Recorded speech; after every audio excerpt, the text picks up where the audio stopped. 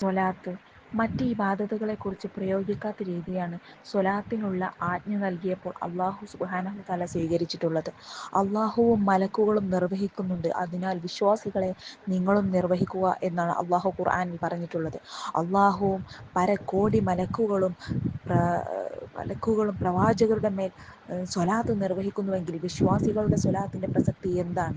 ഈ സംശയത്തിന് ഇമാം റാസി റളിയല്ലാഹു അൻഹു തങ്ങൾ മറുപടി നൽകുന്നുണ്ട്. നബി സല്ലല്ലാഹു അലൈഹി വസല്ലമ തങ്ങളുടെ മേൽ സ്വലാത്തു ചൊല്ലാൻ അള്ളാഹു സുബ്ഹാനഹു വ തആല വിശ്വാസികളോട് ആജ്ഞാപിച്ചത് നബി സല്ലല്ലാഹു അലൈഹി വസല്ലമ തങ്ങൾക്ക് അതിൻ്റെ ആവശ്യമുണ്ടായത് കൊണ്ടല്ല, മറിച്ച് തിരുനബി സല്ലല്ലാഹു അലൈഹി വസല്ലമ തങ്ങളുടെ ആദരവ് പ്രകടമാക്കാൻ വേണ്ടിയാണ്. അള്ളാഹുവിനെ സ്മരിച്ചു കൊണ്ടിരിക്കാൻ അവൻ നമ്മോട് കൽപ്പിച്ചിട്ടുണ്ട്. വാസ്തവത്തിൽ അവൻ അതിൻ്റെ ആവശ്യമില്ലല്ലോ, അള്ളാഹുവിനോട് ആദരവ് പ്രകടിപ്പിക്കാൻ നമുക്കുള്ള വഴിയാണത്. അടിമകളായി നമുക്ക് പ്രതിഫലം നൽകാൻ